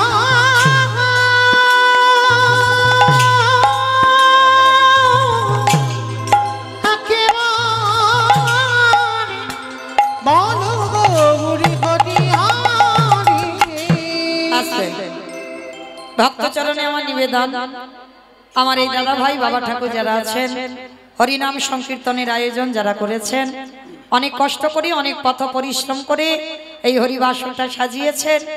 তো আপনাদের কাছে আমার এই দাদা ভাই বাবা ঠাকুররা যাবেন, যার যেমন ক্ষমতা, যার যেমন সামর্থ্য আছে, আপনারা কৃপা করে ওদের আঁচলে একটু দান করবেন। কারণ এই দান কোনোদিন বিফল যাবে না বাবা। আজকের এই দান করলে একদিন আমাদের পরপারের দান হয়ে দাঁড়াবে। তাই আপনাদের কাছে নিবেদন, সবার কাছে আমার কমিটি দাদা ভাইরা যাবেন ভিক্ষার ঝোলা নিয়ে, যার যেমন সামর্থ্য আছে আপনারা কিঞ্চিত ওদের আঁচলে দেবেন, বঞ্চিত করবেন না। নিতাই গৌর প্রেমানন্দে হরি বল। তোরাই আমারে কিনিয়ালা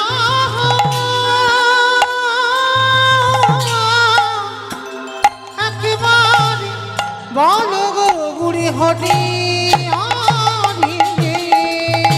আছে। নিতাই চাঁদ হরি নামে ডালাটা নিয়ে এসেছে বাবা। কোথায়? মামা আপনাদের এই জায়গাটার নাম কি জানো?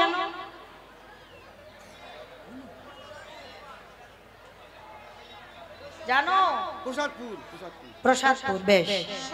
তো বাবা আমার নিতাই চাঁদ আপনাদের এই প্রসাদপুরে এসেছে। এসে কি করছে জানো?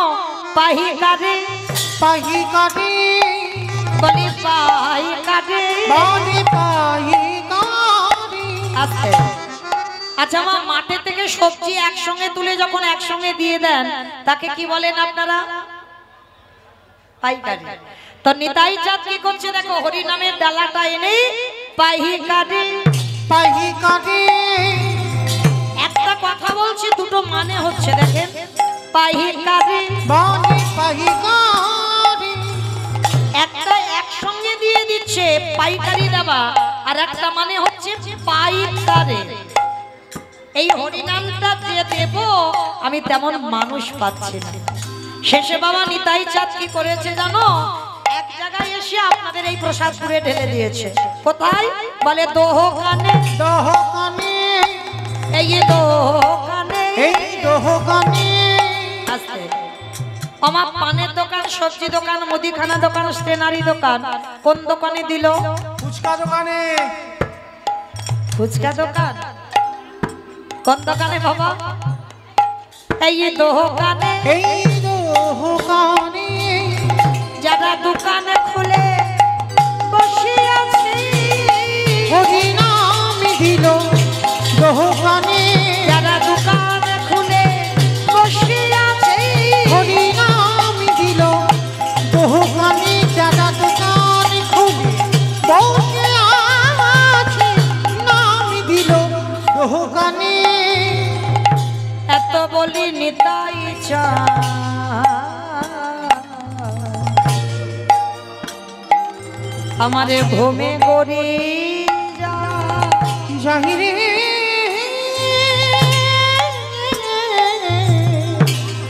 আহায়াত নিতাই চাঁদ আমার ঘুমে গড়ি যায়। ওই না সোনার ওই না সোনার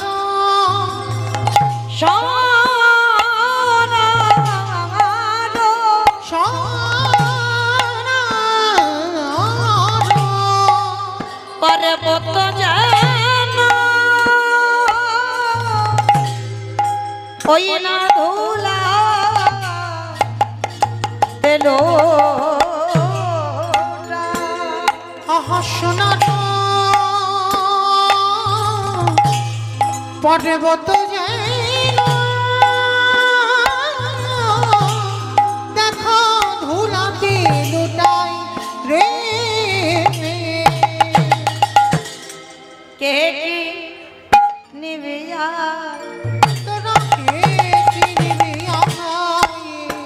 বলি তোরা কে কি নিবিয়া তোরা কে কি নিবি আমায়? বলি বলকের অমূল্য ধন তোরা কে কি নিবি আমায়? ওই না বলকের অমূল্য ধন তোরা কে কি নিবি তাই আমায়? দারে দারে বিলাইছে তাই দাঁড়ি দাঁড়ি ভিলাই। দারে দারে বিলাইছে দাঁড়ি দাঁড়ি ভিলাই। বলি অযাচিত হরিনা দাঁড়ি দাঁড়ি ভিলাইছে। অযাচিত হরিনা দাঁড়ি দাঁড়ি ভিলাইছে। হেন অবতারে যা রতি না জন্মিল রতি না জন্মিল। ভগতা আসিল চনে বলে সেই পাপি এলো আর এলো এলো গেল। নিতাই চলুন আচার আমরা সবাই চলে যাব মধুমাস ধাম, বৃন্দাবন ধাম। তো এতক্ষণ নবদ্বীপে ছিলাম, সবাই একবার প্রেম সে বলেন তো গৌর সুন্দরী কি ধ্বনিটা হলো কি? এটাও জয়, এটা জয় নয়, একটু প্রেম সে জয় দিতে হবে। এত জোরে জয় দাও, কত দূর শোনা যাবে? চাম্পাটি যাবে ওদিকে, ওদিকে ঘটকপুর যাবে। আমার চাম্পাহাটি ঘটকপুর যাবে, যাবে বেশ, যার না যাক মাথা তো নেড়েছে, এতেই হবে।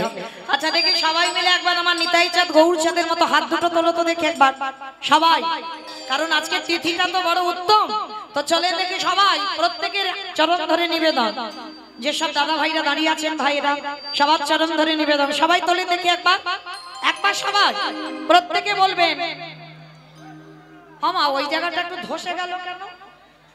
এই ধসা রোগটা ভালো নয়, তোলো দেখি সম্পূর্ণ প্রত্যেকে বলো গৌর সুন্দরী কি জয়, নবদ্বীপের ধাম কি জয়, সচির নন্দন কি জয়, বিষ্ণুপ্রিয়া কি জয়, নিতাই চাঁদ কি জয়, ভক্তবৃন্দ কি জয়, হরিবাসন ধাম কি জয়, সাধু গুরু বৈষ্ণব কি জয়, আপন আপন গুরু চরণ কি জয়, কমিটি বৈষ্ণব কি জয়, হরিনাম যজ্ঞ কি জয়, আজকের আনন্দ কি জয়, শিব চতুর্দশী ব্রতী যারা করেছেন তাদের জয় কি জয়। নিতাই গৌর প্রেমানন্দে। হরি বল, হরি বল, হরি বল।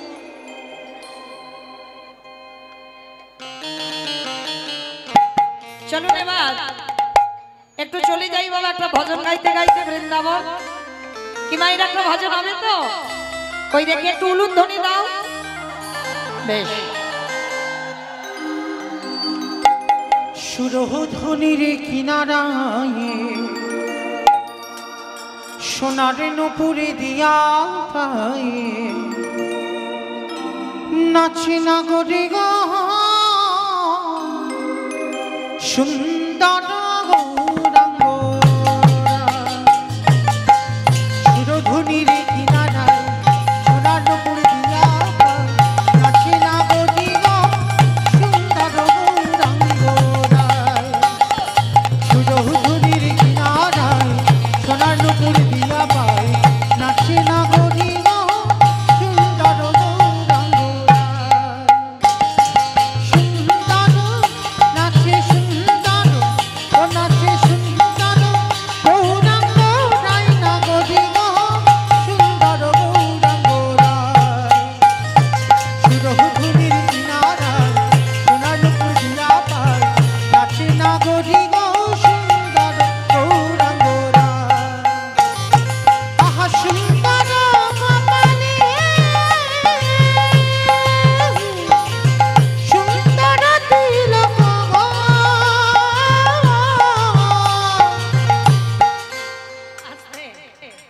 অমাইরা আমি আর আমার সম্প্রদায় যাব, আর কেউ যাব না? সবাই যাব তো? যারা যারা যাব আর একবার সবাই দেখি মা কান বলে বলছি, মা কালী দিব্যি আর বলবো না, এবারটা শেষ। সবাই দেখি একবার হাত দুটো একবার সবাই দেখি তোলেন দেখি প্রত্যেকে একসঙ্গে, কেমন? প্রত্যেকে একটুখানির জন্য একসঙ্গে তালে তালে করো তালি, কেমন? আহা সুন্দর কপালে সুন্দর তিলক গো। আহা সুন্দর কপালে সুন্দর তিলক গো। আহা সুন্দর খান, আহা সুন্দর খান নামা বলি গায় না গরি গো সুন্দর গৌরাঙ্গ রায়।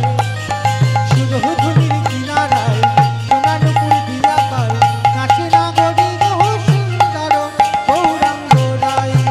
বলো রাধে রাধে রাধে রাধে জয় জয় শ্রী বলো রাধে রাধে রাধে রাধে জয় জয় শ্রী রাধে। রাধে রাধে রাধে রাধে। আমা কই পিছনে হাতগুলো সব ধসে পড়ে গেল কেন? চলো দেখি সবাই একবার একসঙ্গে রাধা রানীর নাম উচ্চারণ করবো, কেমন? সবাই, কারণ সকাল থেকে বাবা যারা আমরা জপের মালাতে জপ করেছি কৃষ্ণ নাম যা না হবে, এই যে রাত্রিবেলা যদি একবার রাধা রানীর নাম উচ্চারণ করো তার হাজার হাজার গুণ পূর্ণ, কেমন?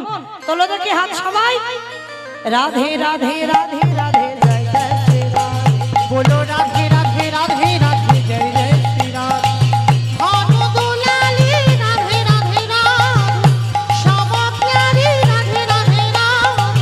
রাধে রাধে রাধে রাধে জয় জয় শ্রী রাধে। রাধে রাধে রাধে রাধে জয় জয় শ্রী রাধে। রাধে রাধে রাধে রাধে বৃন্দাবন में রাধে রাধে गोवर्धन में রাধে রাধে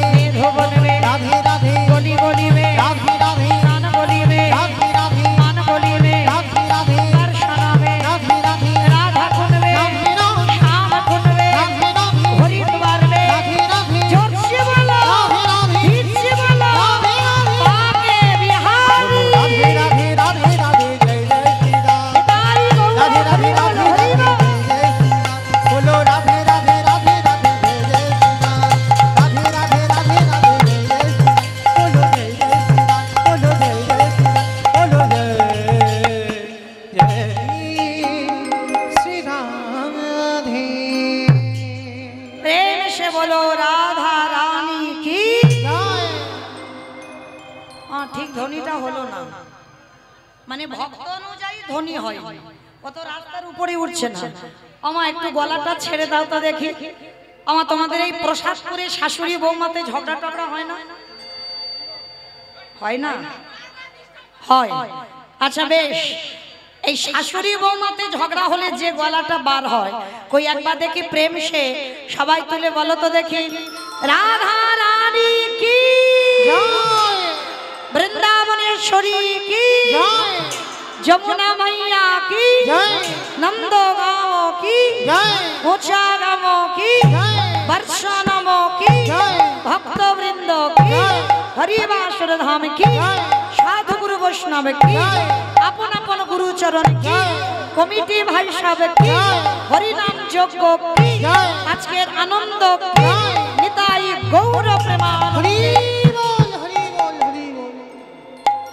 পৌঁছে গেলাম আমরা সবাই মধুময় শ্রীধাম বৃন্দাবন। তবে আজকের আমরা আস্বাদন করব আজকের একটা নিজ কুলে জন্ম নিয়েও বাবা, একটা নিজ জাতির ছেলে হয়েও সে কিন্তু বৈষ্ণব সমাজে সম্মান পেল। আর বৈষ্ণব সমাজে আমার ভগবান কৃষ্ণ তাকে সমস্ত বৈষ্ণবদের মধ্যে একজন প্রধান বৈষ্ণব বলে আখ্যা দিল। তাহলে মনে রাখতে হবে মা, নিজ কুলে জন্ম হোক আর উচ্চ কুলে জন্ম হোক, যে কুলেই তুমি জন্মাও না কেন, কর্মটা তোমার ঠিক করতে হবে।